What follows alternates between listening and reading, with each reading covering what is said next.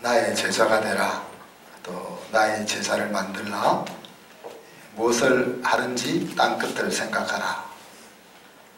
이 말씀은 우리가 예수님께서 아직 신앙이 제대로 세워지지 않는 제자들에게 마지막 유언처럼 남겼던 말씀이죠. 그런데 12 제자들을 위시해서 120여 명의 제자들이 이 말씀을 자기에게 하신 말씀으로 받아들였습니다. 그리고는 예수님을 따르는 추종자들을, 제자들을 만드는 일을 하게 되죠. 그리고 각자의 땅끝에서 제자 삼는 일을 했습니다. 그렇게 해서 오늘날 한순교회가 존재할 수 있게 되었고, 또 우리가 이 자리에 모여서 하나님을 예배하고 있는 것입니다. 제자 삼는 사역은 오순절 성령 강림으로부터 시작되었다, 그렇게 말할 수 있겠죠. 그렇지만 엄밀하게 말하자면 예수님을 하늘로 보내고 약속하신 성령을 기다리며 기도하기 시작할 때부터 시작되었다, 그렇게 우리가 말할 수 있겠습니다. 제자들의 마음이 하나님께 드려질 때 이미 시작되었다 하는 거죠. 6월절에 돌아가신 예수님은 부활하셔서 40여일 동안 제자들에게 나타나셨습니다. 그리고 승천하신 날부터 120명의 성도들이, 제자들이 모여서 오순절날까지 약 열흘 동안 기도했죠. 그 기도의 제목은 하나였습니다. 성령의 능력을 받고, 성령의 충만을 받고, 성령의 세례를 받고 성령의 사람이 되기를 기도했습니다. 결국 그들은 성령의 세례를 받고 예수의 정인이 될 수 있는 능력을 덧입고 성령과 함께 살아가는 삶을 시작했습니다. 예수님이 이 땅에 오신 것이 임마누엘이라 그랬죠. 아들 하나님을 우리가 지금 우리가 직접 예수님을 만나지는 못하지만 말씀을 통해서 아들 하나님을 만나게 되잖아요. 그 아들 하나님을 만남으로써 우리는 하나님이 더 이상 창조주 하나님으로서만 존재하는 것이 아니고 비로소 우리에게 아버지 하나님으로 만나지게 된 것입니다. 그리고 그 예수님이 하늘로 올라가시고 나서 성령 하나님을 보내주심으로 이제 매일 우리가 눈에 보이지 않는 그 하나님과 함께 동행할 수 있는 길이 열리게 된 거죠. 함께 사는 일은 저와 여러분에게 주어져 있는 과제, 숙제다, 그렇게 말할 수가 있겠습니다. 우리가 하나님과 함께 살면 제자가 될 수 있는 것이고, 하나님과 함께 살면 제자를 만들 수 있는 것이고, 하나님과 함께 살면 능력 있는 정인이 될 수 있는 것입니다. 역으로 말하면 하나님이 우리와 함께 하시지만 우리가 하나님과 함께 살지 않으면 우리는 제자도 될 수 없고 또 제자를 만들 수도 없고 또 예수의 정인이 될 수도 없다 하는 그런 말입니다. 임마누엘 하나님과 우리가 항상 함께하기 위해서는 매 순간, 매 사건, 매 결정마다 우리의 마음에 머물고 계시는 그 하나님께 물어보면 됩니다. 그죠? 물어보고 하나님께서 우리의 마음속에 알려주시는 말씀대로 순종하며 살아가면 임마누엘 하나님과 우리가 동행할 수 있다는 이야기죠. 지난 한 주 동안 예수님의 그 지상명령이 딱 나에게 한 것처럼 들려지는 한 주였습니까? 저희 집사람이 하면은 감사합니다. 이제 우리 사람은 좀 덜 놀려야 될 것 같아요. 저는 친해지자고 놀리는데 잘못하다가 진짜 놀리는 삶이 계속될 것 같아서 이제 좋은 쪽으로 돌려야 될 것 같아요. 아직 그러지 못하다면 이제 내일부터 우리가 일주일간 고난주간인데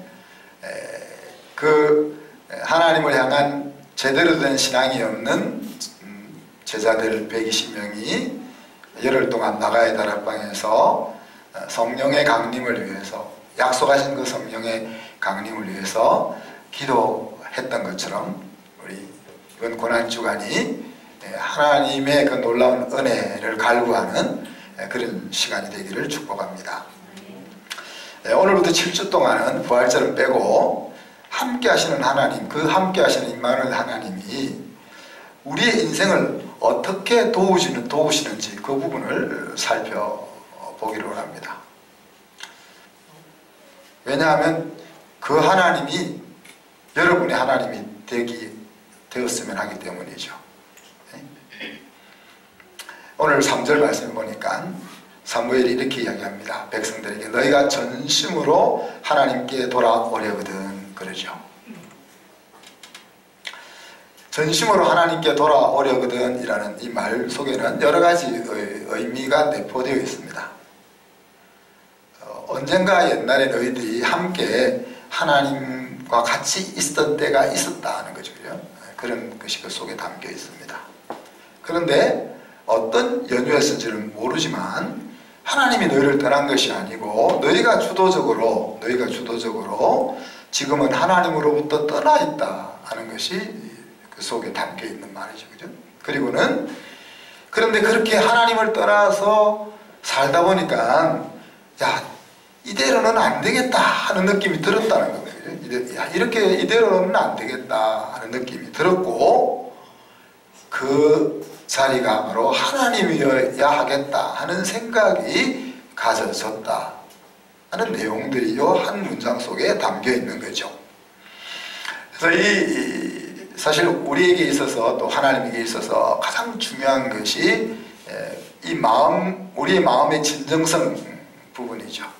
그래서 이스라엘 백성들이 이제 하나님 앞에 우리가 하나님께 돌아오기를 원합니다 라고 사무엘에게 이야기한 거 아니에요. 그러니 이제 사무엘이 그 말을 받아서 정말 너희가 마음으로 하나님 앞에 돌아올 생각이 있으면 이렇게 다시 되짚어 묻고 있는 것입니다. 이 진정성은, 그 마음의 진정성은 먼저 행동으로 보여져야만 하겠다 하는 이야기입니다. 만약에 그 행동으로 보여지지 않는다면 자신을 속이고 인생을 허비하는 꼴이 되기 때문에 그렇습니다. 그래서 항상 그 마음 먹었을 때 그 각오와 자세가 바로 되어 있는지를 확인하려고 하는 거죠. 이제 우리가 학교를 하고 있으니까 이제 학생들을 이제 많이 만나게 되잖아요. 이제 학생들로부터 주로 듣는 이야기가 목사님 이번만 봐주시면 다음부터 잘할게요. 그 마음이 틀린 마음, 거짓말로 그러는 건 제가 아니라는 거 알아요. 거짓말. 그런데 이제 믿어는 주는데 제가 그대로 받아주지는 않습니다. 그래 믿어주는데 그러면은 네가 지금 마음먹은 것을 한 달 동안 한번 해봐라 그렇게 이야기하죠. 그래서 한 달 동안 하는 모습을 보고 지금 말하고 있는 것이 지금 마음의 진정성이 있는지를 확인하고는 이제 기회를 주려고 하는 거죠. 근데 대부분 그걸 잘 못하더라고요. 부모님도 그렇고 아이들도 그렇고. 그래서 사무엘은 백성들에게 그 진정성을 확인하기 위해서 요구하는 것이 있죠. 먼저 너희 집에 있는 우상들을 다 철거해라. 우상들을 다 철거해라. 그리고 마음을 하나님께로 향해서 하나님을 섬기는 삶을 먼저 시작을 해라. 그렇게 이야기하죠. 투스텝을 이야기합니다. 이 사무엘이 사용하는 이 투스텝의 방법은 사도 바울이 이제 신약에서 항상 사용하는 방법이고 또 우리에게도 권면하는 방법이죠. 그래서 우리가 잘못된 길을 가는 것을 멈추려면은 그냥 멈추고 끝나지 말고 선한 쪽으로 한 걸음을 더 내디디는 이 투스텝을 항상 사도 바울이 이야기합니다.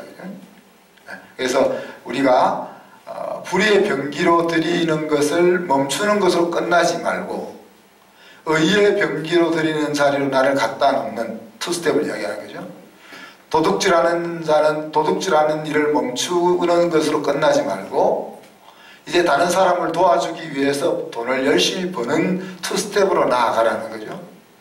인간은 연약하기 때문에 내가 안 하겠다고 마음을 먹지만 상황이 또 발생하면 제자리로 돌아가려고 하는 경향이 강하다는 이야기예요.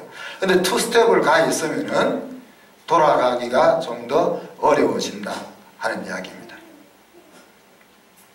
그러면서 사무엘은 이스라엘 백성들에게 약속을 하죠. 만약 너희들이 그렇게 하면 하나님께서 블레셋의 손에서 너희를 건져내실 것이다. 지금 이제 이스라엘 백성들은 앞에서 이야기한 것처럼 법궤를 빼앗겼다가 찾아오고 6장에 보면 찾아오는데 싸워서 이겨서 찾아오는 것이 아니고 법궤 언약궤를 모시고 있으니까 블레셋 마을마다 막 하나님께서 저주를 내려가지고 난리가 나니까 이 언약궤는 우리가 가지고 있을 건 못된다 이렇게 떠밀어가지고 이제 이쪽으로 돌아오는 중에 있는 거죠.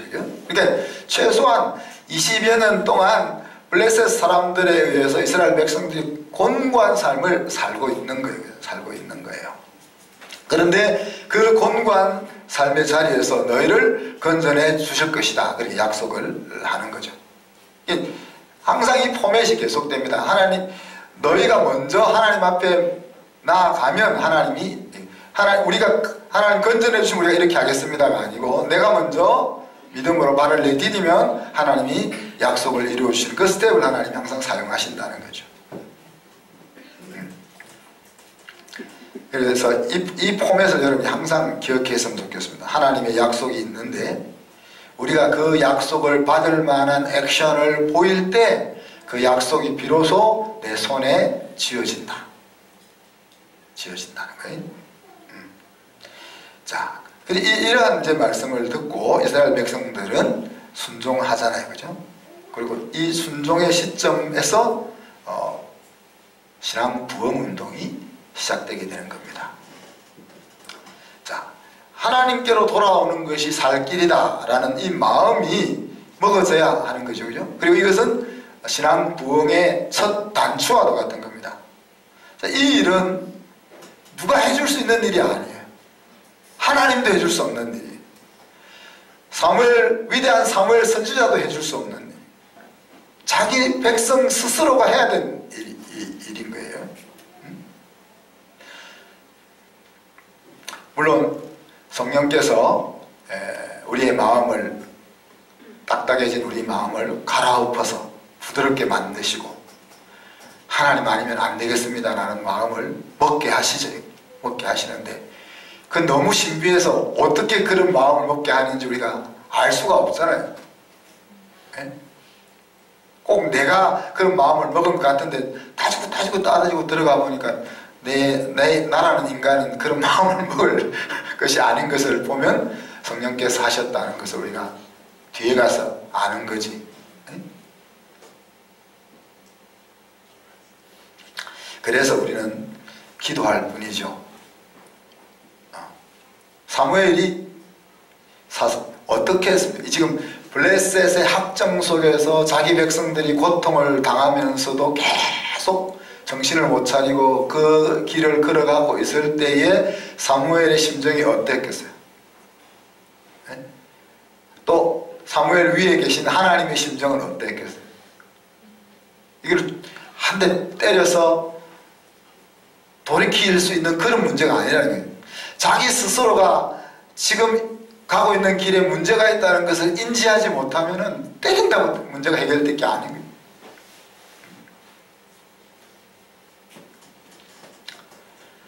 그래서 우리는 기도하면서 그렇게 마음먹을 수 있는 여건을 어떻게 만들어 줄 수 있을까 우리가 애쓰기도 하고 또 기회를 주고 또 주고 또 그러면서 또 우리가 마음은 접지 말아야 되겠죠, 그죠?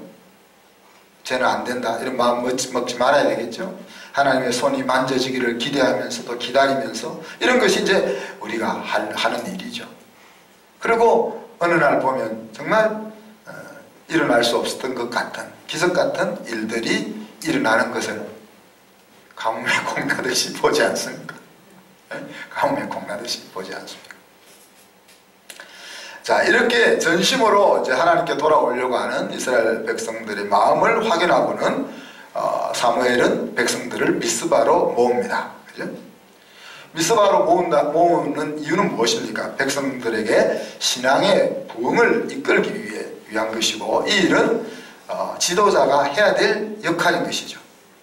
신앙 부흥이라는 것은 우리가 양식 아닌 것에 살 것이 있는 줄 알고 목매어 살던 그 인생이 정말 참된 양식이 무엇인지를 찾도록 이끌어주는 거죠. 그죠?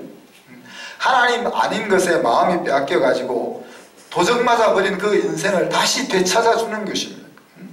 하나님과 한 공간에 그냥 한 집에 사는, 존재하는 그런 인생이 아니라 하나님과 의논하며 동고동락하는 그런 삶을 살 수 있도록 이끌어 주는 것이죠. 이것이 이제 신앙 부흥이고, 그래서 그 신앙의 부흥은 결국 인생의 행복과 승리다, 우리가 그렇게 말할 수 있는 것이죠.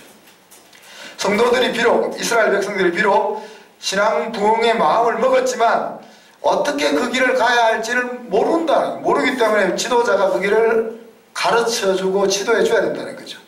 마음을 먹었지만 또 그 길을 알았다 손치더라도 그 마음을 지속적으로 유지한다는 것 자체가 어렵기 때문에 지도자가 그 일을 감당해야 한다는 이야기죠.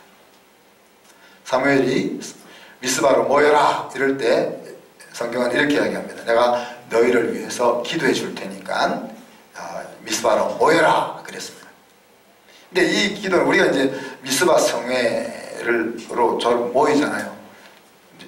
근데 이제 여기서 내가 기도해 줄 테니 모여라 할 때 이렇게 이야기했습니다. To pray for you unto the Lord. 하나님 앞에 너희를 위해서 기도해 줄 거니 모여라 그랬는데, 이 말은 무슨 말인가 하면은 하나님과 너희 사이를 내가 중재해 줄 테니까 모여라 그런 이야기예요. 그냥 너희 병 낫기를 위해서 내가 기도해 줄 테니까 모여라, 너희가 안고 있는 문제를 내가 해결해 줄 그 문제를 위해서 기도해 줄 테니까 모여라, 이게 아니고 지금 너희를 위해서 너희에게 가장 중요한 것은 하나님과 너희 사이에 망가져버린 이 살롬을 어떻게 회복할 것이냐 하는 그 일을 내가 기도할 테 해줄 테니까 모여라, 이런 이야기입니다. 무슨 이유 때문에 하나님과의 살롬이 망가진지는 모르지만 우리가 기도원이 하나님을 만났을 때 삐져 있었던 것처럼, 그죠? 때로 우리가 장사가 안 돼서 하나님께 화가 나 있을 수도 있고, 우리 새끼가 말을 안 들어서 하나님 앞에 화날 수가 있고, 하는 일마다 일이 잘 풀리지 않아서 우리가 화날 수도 있고, 기도하는데 하나님이 침묵하시고 들어주지 않아서 우리가 화날 수도 있고, 왜 내가 하는 일마다 일이 하나하나 어려운 일들, 벽을 계속 만나는지, 그것 때문에 우리가 화나 있을 수도 있는 거죠. 그래서 무슨 연유에서인지는 모르지만 하나님과 이스라엘 백성 사이 지금 20여 년이 넘는 동안에 깨어져 있는 그 살롬을 복구시키기 위해서 내가 기도하겠다, 와라, 그렇게 얘기하는 것입니다. 자, 하나님의 against 해서 지은 죄, 이제 스스로 깨닫고 돌이키겠다 했으면 그냥 조용히 부르다가 용서해 주면 될 텐데, 그죠? 죄를 끄집어낸다는 것은 부끄러운 일 아닙니까? 근데 오늘 사무엘 선지자는 그것을 크게 부각시켜서 온 백성들을 한 곳으로 모은 것입니다.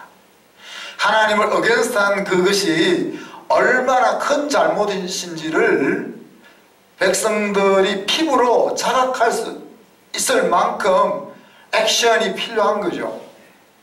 그래서 이들이 모여서 어떻게 했습니까? 사무엘 선지자는 백성들을 모아놓고 그 미스바 땅에 광야에 모아놓고는 하루 종일 금식시킵니다. 그리고 금식시키면서 하나님 앞에 회개하게 하는 것이죠. 그래서 We have sinned against the Lord. 하나님을 향하여 지었던 죄를 하나하나 구체적으로 낱낱이 청산할 수 있는 시간을 허락했다.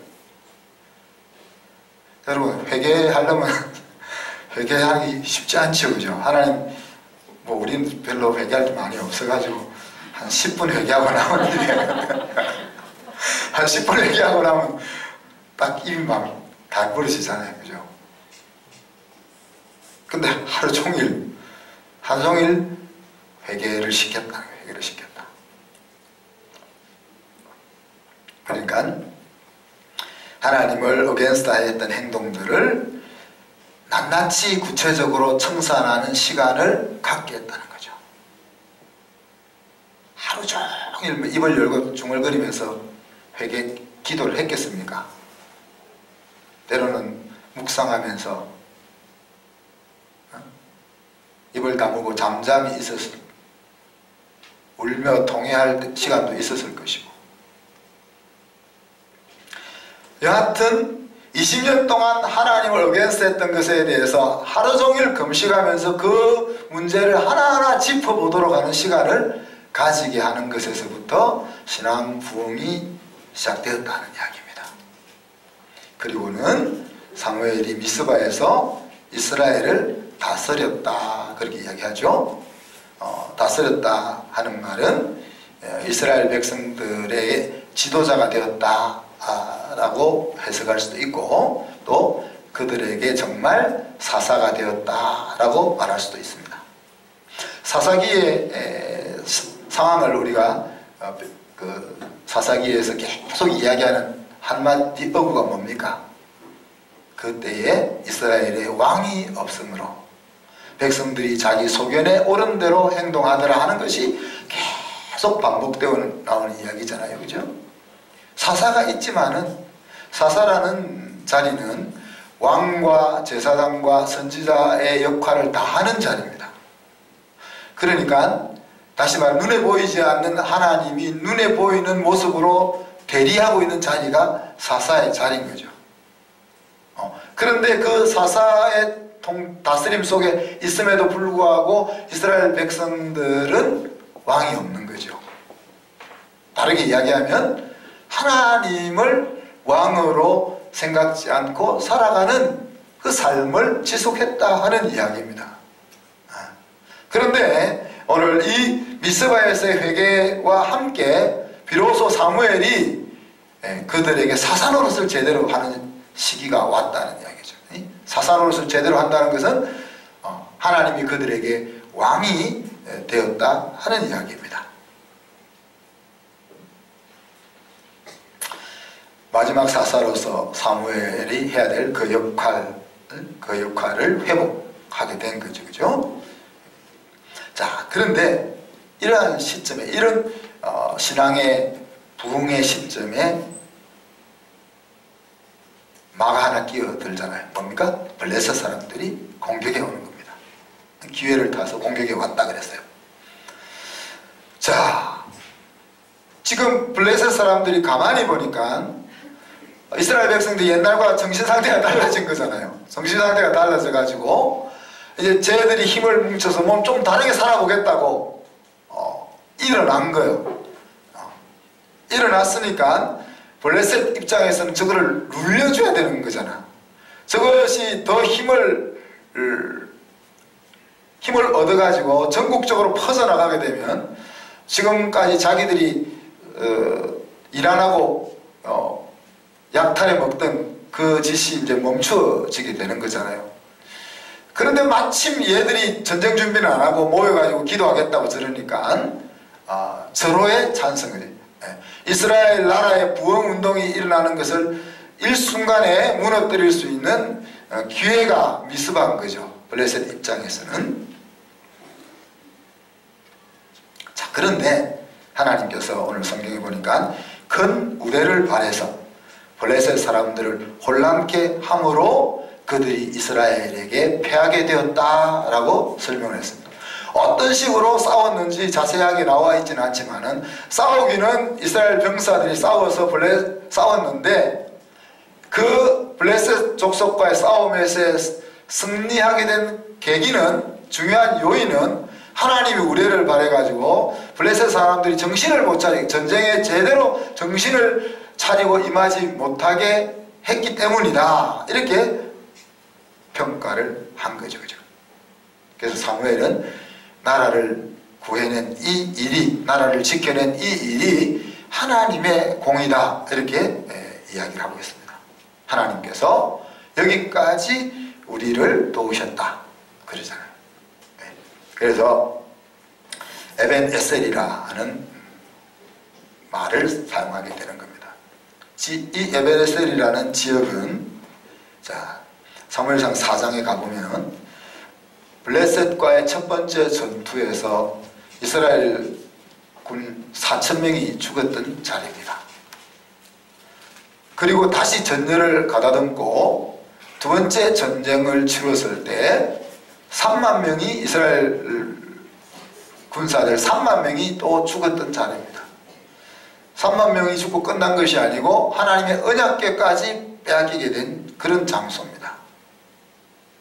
3만 명이라니까 얼마 안 돼 보이지만 3만 명을 일렬로 1m 간격으로 세우면 얼마가 됩니까?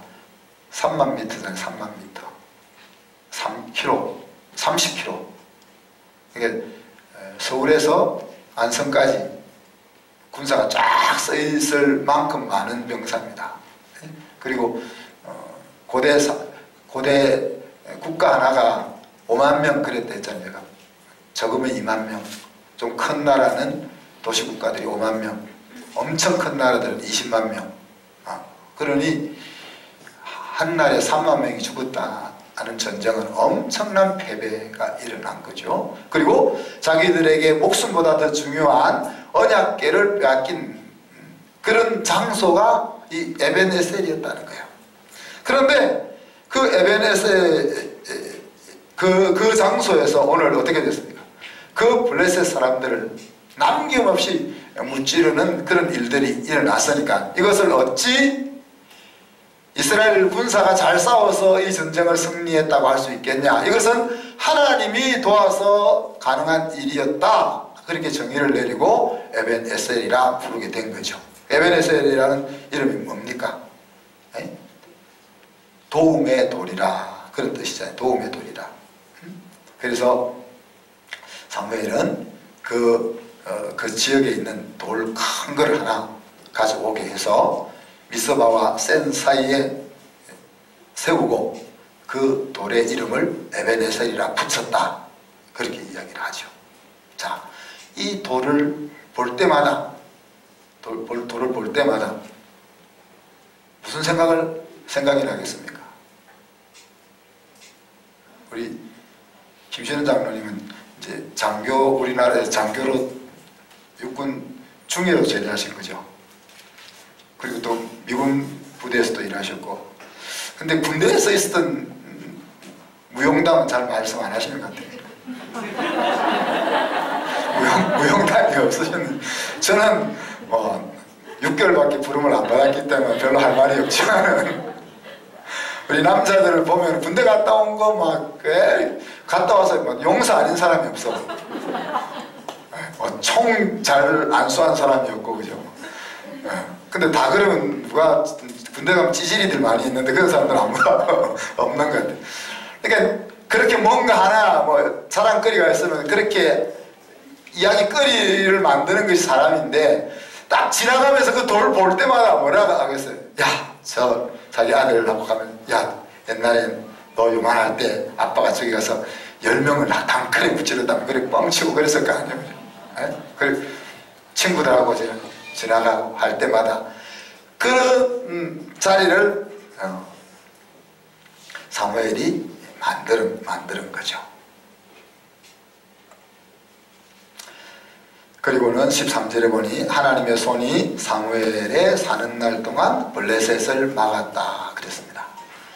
블레셋을 하나님이 손이 커가지고 몇십 킬로 이렇게 방패를 막았다는 것이 아니고, 전쟁을 항상 이스라엘 백성들이 하잖아요. 블레셋이 쳐들어오면은 이스라엘 백성들이 싸우러 나가서 같이 싸우잖아요.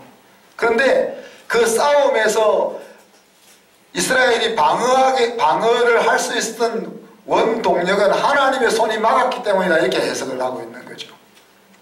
싸우는 것은 우리가 싸우지만 이기느냐 지느냐 하는 것은 하나님의 손에 달려있다, 이런 억울하죠. 여러분 안 억울하세요? 돈은 우리가 버는데 하나님이 뭐라, 야 내가 너한테 줬으니까 열의 하나는 나에게 바쳐, 그러잖아요. 억울하잖아요. 내가 분명히 돈을 버는데 하나님 내가 너에게 벌게 줬다, 그렇게 말씀하시잖아요. 그죠? 우리가 세상에 나가서 우리가 싸우는데, 우리가 공부하는데, 우리가 사업을 하는데, 성경은 내가 하나님이 돈을 벌게 해주셨다, 하나님이 너에게 지혜를 주셨다, 그렇게 말씀하시잖아요. 오늘날 나라가 얼마나 어지럽고 힘이 듭니까? 어지럽고 힘이 드는데 우리가 왜 세상이 이 모양이냐 이렇게 불평할 수도 있지만은, 사무엘 한 사람이 살아있기 때문에 하나님이 블레셋 사람들의 방패가 되어서 그들이 공격하지 못하게 해왔다면은, 나 하나 때문에 하나님이 이 어지러운 나라를 무너지지 않게 해 주실 것을 우리가 기대할 수는 없냐 하는 이야기죠.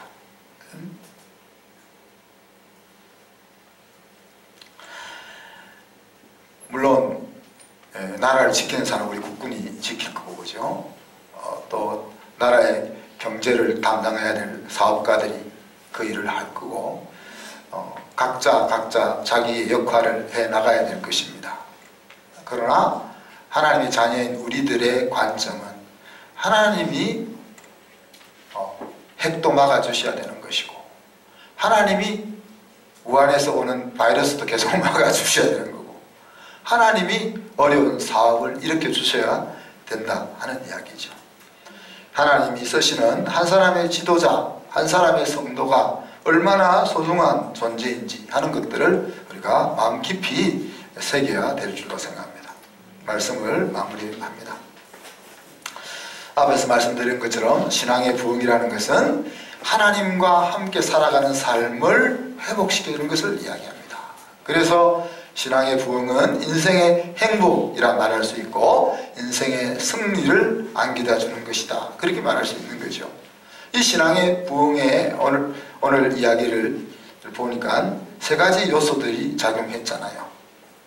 백성들이 하나님을 사모하는 마음을 먹는 일, 그리고 그 마음을 받아서 지도자가 그들을 미스바로 모아 영적인 부흥을 주도해 나가는 일, 그리고 하나님이 이스라엘 백성들을 도와서 에베네셀, 도움의 도리를 만드는 그 일, 이것이 함께 역사에서 이스라엘의 부흥의 일이 시작되었다 그랬습니다. 자, 돌아오려거든 하는 이 일은 여러분이 할 일입니다. 제가 해줄 수 없는 일이에요. 하나님도 해줄 수 없는 일이에요. 여러분 순장들이 해줄 수 없는 일이에요. 돌아오려거든 하는 것은 여러분 스스로가 해야 되는 일입니다. 오늘 돌아올 하나님을 사모하는 마음을 가졌다 이렇게 짧게 이야기했지만, 그 마음을 가지기까지 사무엘은 20년을 기다렸습니다. 우리식으로 얘기하면 20년 동안 마음이 속이 문드러졌겠죠. 그죠? 20년을 기다렸습니다. 여러분이 하나님 사모하는 그 마음이 여러분 속에서 일어나야 되는데, 이것은 누구도 해줄 수 없는 일이고 내가 해야 되는 일이다. 내가 해야 되는 일이다. 근데 뭐 내가 하기 싫어서 안 하는 것도 아니고, 내가 하고 싶다고 또 안 되는 일이기도 하고, 정말 하나님의 놀라운 은혜가 우리 속에 임해야 될,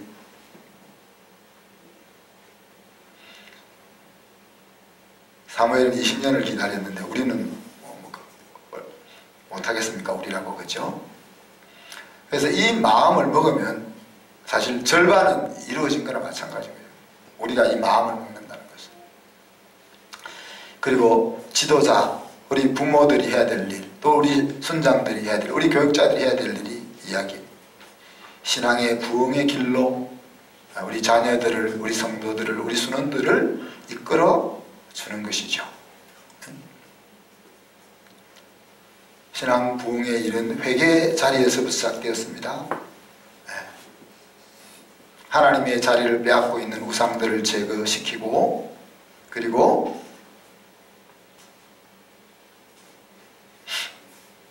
하나님을 섬길 수 있는 그 자리가 어딘지로 안내해주는, 그리고는 하나님의 역사, 에베네셀을 경험할 수 있게 해주는 것이 교육자들이 해야 될 일이고, 순장들이 해야 될 일이고, 부모가 해야 될 일이다. 제가 못하는 것이 있는 거 아시죠? 제가 대부분 다 하는데 못하는 것이 있습니다. 모르시는 것 같아요. 제가 수영을 못합니다. 부산 출신인데 수영을 못해요. 제가 수영을 왜 안 하고 싶겠습니까? 수영을 하고 싶지.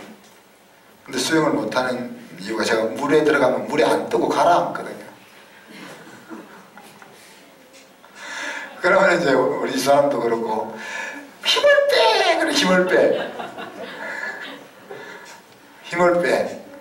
그럼 저는 뭐라고 이야기하겠어요? 야, 어떻게 하는 것이 힘을 빼는 거야? 그렇게. 힘을 빼는 것을 모르는 사람한테 힘을 빼! 그런데 빠지냐는 거예요. 여러분도 답답하지. 우리 사람, 야, 어떻게 그게 힘이 안 빼져? 그러는데, 힘이 그냥 안 빠져. 그러는데, 하나님은 전능하셔! 그런다고 하나님이 전능한 분이 되는 게 아니잖아요, 여러분. 하나님은 너의 도움이 되셔! 그런다고 도움이 되는 게 아니잖아요. 그래서 내가 진짜 억울한 것은, 좋은 수영 강사를 내가 못 만나면, 나 한 번만 힘 빼는 거 뭔지를 딱 체험하게 해주면 내가 따라갈 건데, 그걸 체험을 못 시켜주는 거죠.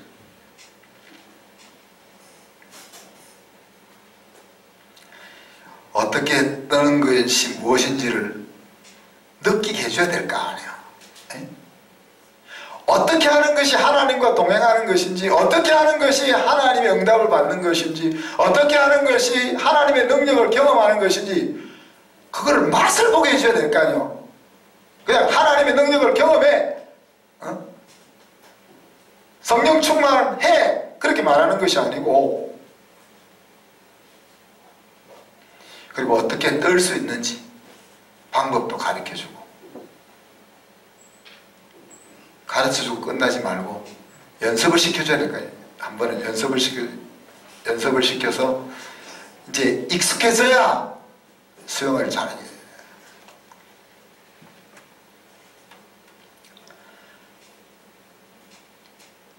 자, 이 과정 속에서 흔드는 일이 일어났죠? 이렇게 신앙의 부흥운동이 일어나는 과정 속에서 흔드는 일이 일어났죠? 블레셋이 공격해 왔습니다. 그죠? 에베네셀이 있으려면 흔드는 일이 있어야만 되는 거죠. 블레셋의 공격이 있어야만 되는 거죠. 애굽 왕 바로의 확정이 있어야 되는 거죠. 바로의 확정이 있어야 애굽의 노예로 배불리 편안하게 사는 것이 다가 아니다. 야, 우리가 자유를 얻어야지, 이 마음이 들어온다는 거죠. 홍해가 있어야 유월절이 있는 거죠. 신앙의 부흥이 일어나려고 하는 그 상황 속에서 흔드는 일이 있다는 이야기입니다.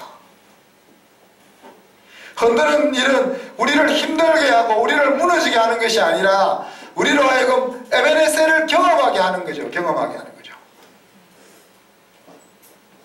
근데 이 흔드는 일을 만났을 때 아까 우리가 기억해야 될 패턴이 뭡니까?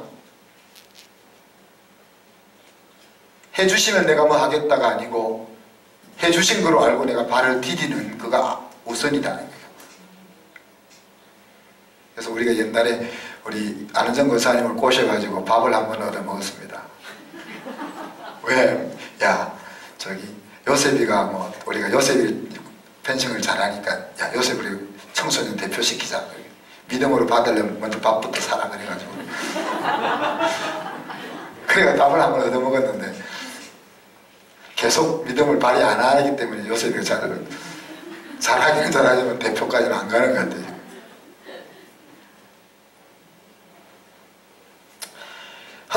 일이 없고서는 위대한 하나님의 승리, 위대한 하나님의 도우심을 경험할 수 없는 것이 아니겠습니까? 그죠? 그 흔들림 앞에서 우리는 믿음을 사용해야 하는 것이고, 순장들은 또 교육자들은, 우리 성도들, 우리 순원들이 믿음을 가질 수 있도록 북돋아주는 그 역할들을 해야 되는 거예요. 돌격 앞으로 할 때, 돌격 앞으로 그러면 안 가잖아. 소대장이 뛰어나가면서 먼저 뛰어나가야 부하들이 같이 따라 나오는 거죠. 여기서 하나님과 사람의 협동이 나옵니다. 신인협동이라는. 우리가 구원 얻는 데 있어 가지고 내가 도와야 하나님이 우리를 구원하실 수 있다, 이런 이야기가 아니고, 하나님이 일을 하시는데 하나님은 우리의 손을 통해서 일을 하신다 하는 이야기죠. 그래서 좀 외람된 이야기지만은 하나님에게는 일하실 손이 없다. 그래서 항상 내 손을 사용하기를 원하신다는 거예요. 그래서 내가 하나님에게 손을 안 빌려주면 하나님은 일을 못 하시는 거예요. 사랑하는 성도 여러분, 지금의 여러분들을 돌아보면서 여러분의 손에 도움의 돌이 몇 개나 올려지는지 한번, 오늘 예배 시간에는 할 수 없고 집에 가서 한번 헤아려 보시면 내가 다음 주에 물어볼 테니까 몇 개 있었는지. 여러분의 지금까지 인생을 돌아보면서 하나님이 도우셨다 하는 그 에베네셀이 몇 개가 되는지 한번 헤아려 보십시오. 앞으로 우리 남은 인생 동안도 하나님은 그 에베네셀 돌들을 계속 주실 겁니다. 그죠?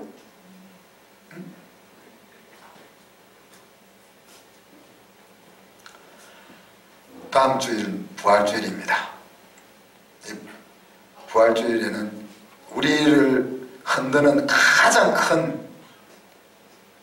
거가 뭐죠? 죽음. 그 죽음을 이기는 날이 되기를 우리가 축복합니다. 말씀 생각하면서 기도합시다.